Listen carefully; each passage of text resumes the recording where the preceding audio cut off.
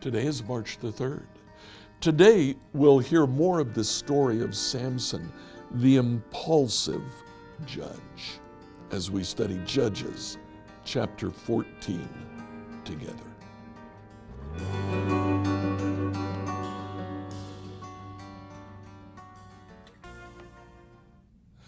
So Judges 13:2 tells us that Manoah and his son Samson were from the tribe of Dan. In chapter 14, as Samson is growing up, one day when Samson was in Timnah, one of the Philistine women caught his eye.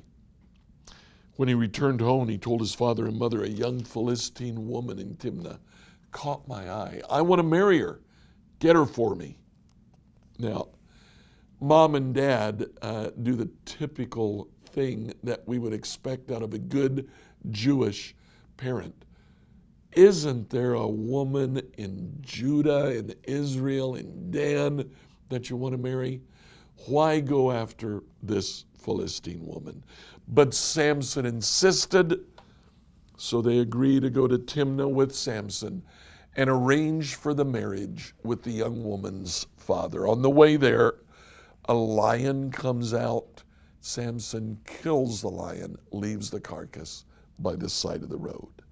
They make the arrangements, and a few days or weeks later, Samson returns for his wedding. In verse 8, later when he returned to Timnah for the wedding, he turned off the path to look at the carcass of the lion. He found that a swarm of bees had made some honey in the carcass. Scooped some of the honey in his hands, and he ate it along the way. Seemingly totally beside the point, but it plays a major role in the story that develops.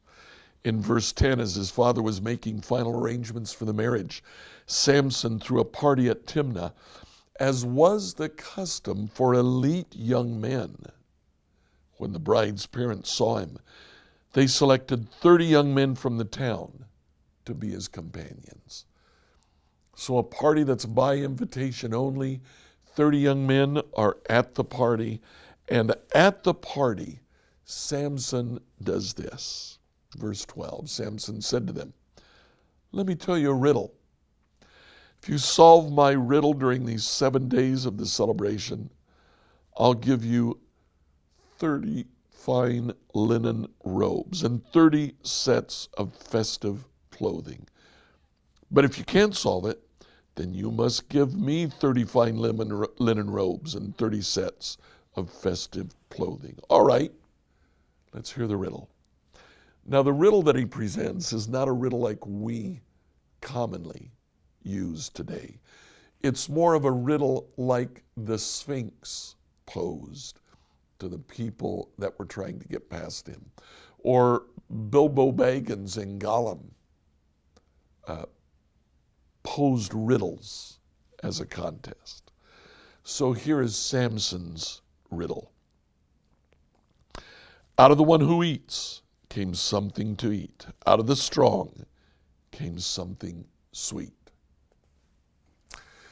Interesting riddle. It's not necessarily funny. It's not intended to be. It's a stumper. So unless you knew what was going on, it's highly unlikely that you'd be able to get this riddle.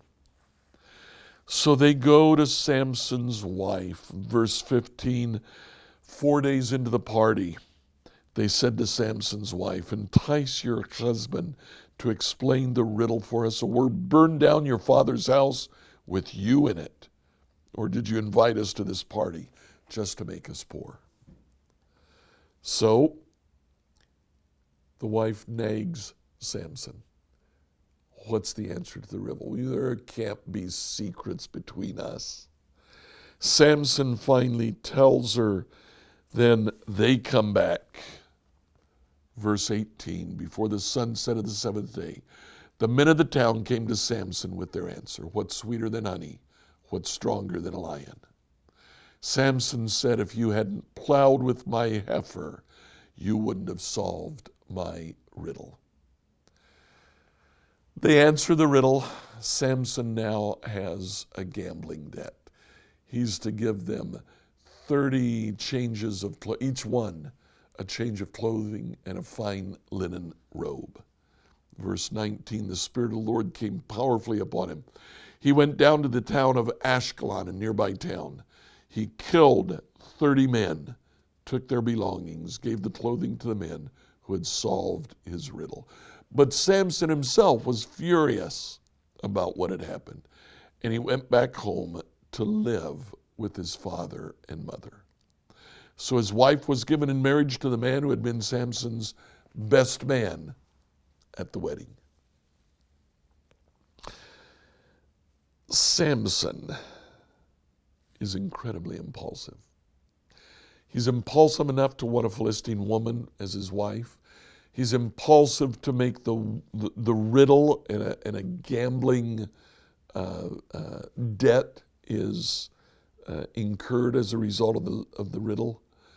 And then he's impulsive to go out and kill 30 Philistines to pay off his gambling debt. And yet twice in the passage, verse 6 and verse 19, the Spirit of the Lord came upon him. Now, what I gained for that, I want to share with you hesitatingly. Samson is not a good man. Samson is not a positive role model, and yet the Lord uses him. The Spirit of the Lord came on him, and he was able to kill many of the oppressing nation. We don't have to be perfect for God to use us. Now, Samson was far from perfect. I'm not saying we should live like Samson. What I am saying is that for God to use us, we don't have to be perfect. God can use us just as we are.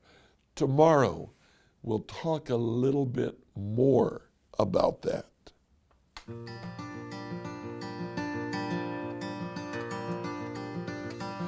I encourage you to like, follow, and subscribe